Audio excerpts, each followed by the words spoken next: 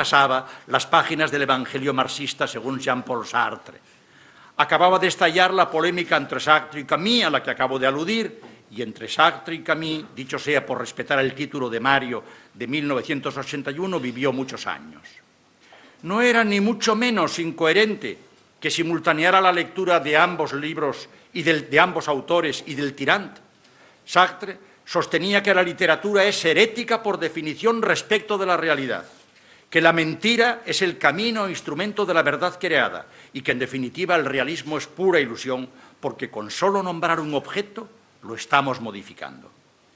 En armonía con esa doctrina hallaba Vargas Llosa en el Tirant dos cosas que convertiría en sendos pilares de su teoría programática de escritor, que como gran novela, el Tirant, al mismo tiempo que decía la vida de una época, la contradecía, y que esto se lograba porque en ella las palabras eran más que palabras y gracias a la magia del arte funcionaban como hechos, palabras como hechos. Contradecir la vida. Atrás quedaba otra lectura fundante, la de Los Miserables, que el cadete Vargas Llosa había hecho en los terribles años de Leoncio Prado. De ella lo revelaría hace poco al escribir sobre La tentación imposible, Víctor Hugo y Los Miserables, le quedaba la convicción de que las buenas ficciones no dejan en el espíritu del lector entusiasmo, sino un malestar ligado a la sensación de que el mundo está mal hecho, de que lo vivido está muy por debajo de lo soñado e inventado, y ese malestar fermenta en quien responde a la vocación de escritor, esto es, en quien siente que en su interior bulgue una serie compleja de inquietudes que devienen demonios familiares en apremio de voz. No abandonó Mario el interés por la poesía y sus técnicas, como demuestra el hecho de que para su tesis doctoral madrileña pusiera los ojos en Rubén, que le serviría para categorizar y rentabilizar en beneficio de su programa literario los logros de la estilística siguiendo la pauta de los Alonso, de Amado y de Don Dámaso. Pero en el verano del 59 llegó Mario Vargas Llosa a París, donde sobre el fondo de la polémica en torno al compromiso del escritor le esperaba un encuentro decisivo, el encuentro con Madame Bovary.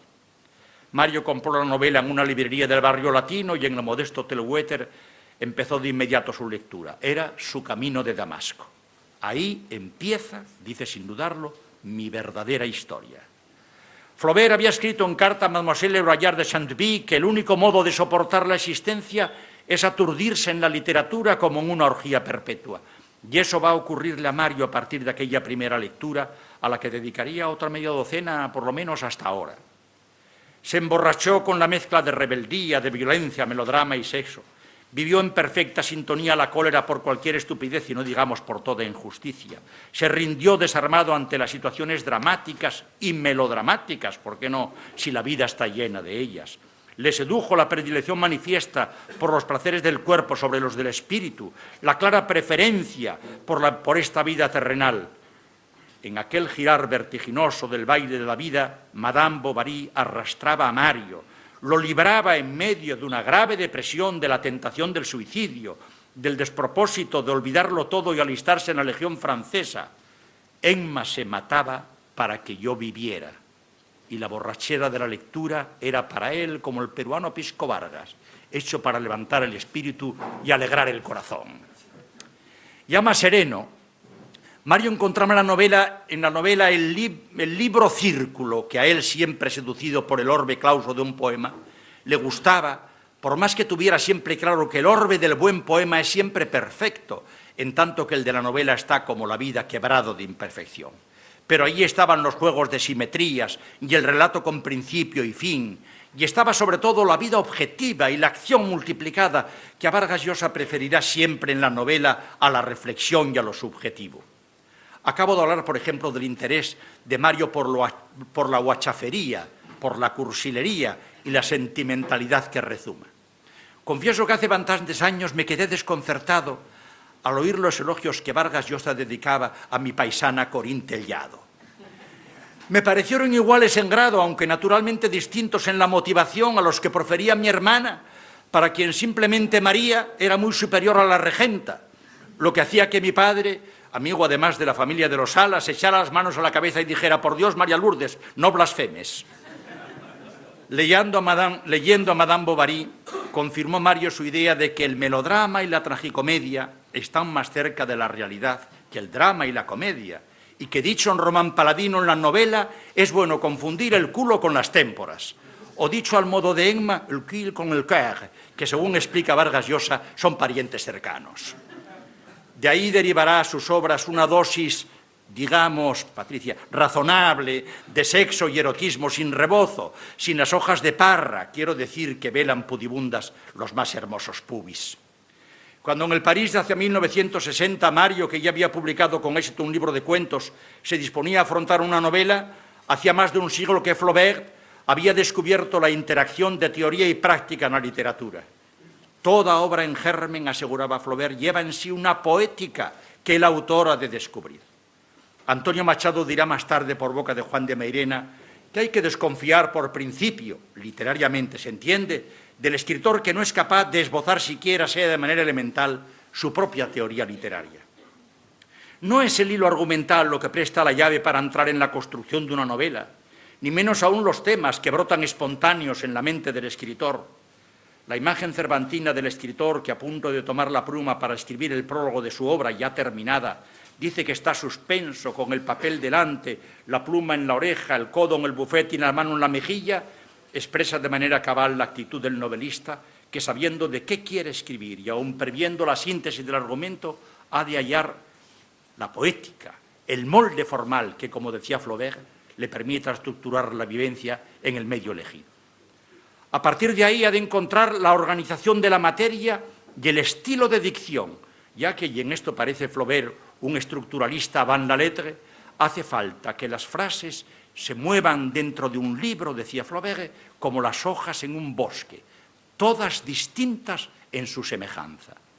Solo con un estilo verdaderamente propio puede cada novelista recrear el mundo a su imagen y semejanza. Ello no impide, por supuesto, tomar en préstamo recursos formales concretos. Lorenzo Valla dejó claramente establecida la diferencia entre escritores hormiga y escritores abeja. Mientras los primeros, los hormigas, se limitan a acarrear materiales de redacción, los segundos asimilan procedimientos diversos y, haciendo los propios, crean con ellos la miel de su escritura. Es lo que hará Vargas Llosa, valga un botón de muestra, al adoptar el estilo indirecto libre tan del gusto de Flaubert, o al acoplar dentro de él el uso particular del imperfecto como tiempo en que el relator invisible traslada la narración sin solución de continuidad y de modo imperceptible del mundo exterior al interior y viceversa. Por más que la crítica insista en destacar la primera trilogía novelesca como el período de máxima experimentación formal, apoyado, eso sí, en los grandes recursos estructurales que el lector filólogo había tipificado como base de la construcción, Vargas Llosa no dejará nunca de explorar técnicas formales. Y no lo hace por prurito de novedad o por evitar la repetición, sino por fidelidad al principio también flaubertiano de que cada novela exige la definición de un medio y éste dicta sus propias leyes de estructura y de edición. Al afrontar su primera novela desde una declarada voluntad de compromiso, Vargas Llosa piensa en el Perú y quiere ajustar cuentas de entrada con el sistema de formación de la juventud. La ciudad y los perros supone la construcción verbal de un sistema que aparece ya cifrado en la descripción del colegio. Hacia la izquierda se yerguen 3 bloques de cemento, más allá languidece el estadio, la cancha de fútbol. Al otro lado del estadio, después de una construcción ruinosa, el galpón de soldados, hay un muro grisáceo donde acaba el mundo del colegio militar. No hace falta que me detenga a subrayar las connotaciones de oposición de mundos separados por ese muro grisáceo, carcelario, que encierra un área donde cuanto puede significar vida, energía, acción deportiva, languidece, está sumergido, lleno de baches, averiado, todo cercado y en ruina en la institución que pretende encarnar y promover los mejores valores colectivos de la persona. La oposición salta a la vista. Los cadetes han de renunciar a su personalidad para someterse a un sistema vacío de reglas y normas que castran cualquier opción particular e imposibilitan la creación de un grupo.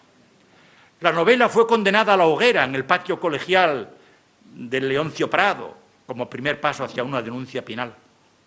Los dirigentes de aquella institución no comprendían que la novela rebasaba con mucho los muros del colegio y apuntaba más allá, a la sociedad, y no solo a la peruana, aunque en ella se concentrara. Aparte de que, como es sabido, los libros arden mal y, paradójicamente, arden peor los libros que contienen palabras incendiarias, palabras como hechos. A mediados de los años 60, en una entrevista concedida a la periodista literaria Madeleine Chapsal para Le Monde, Sartre declaraba su defección de la doctrina que sobre literatura y compromiso había predicado en su juventud y que constituía el credo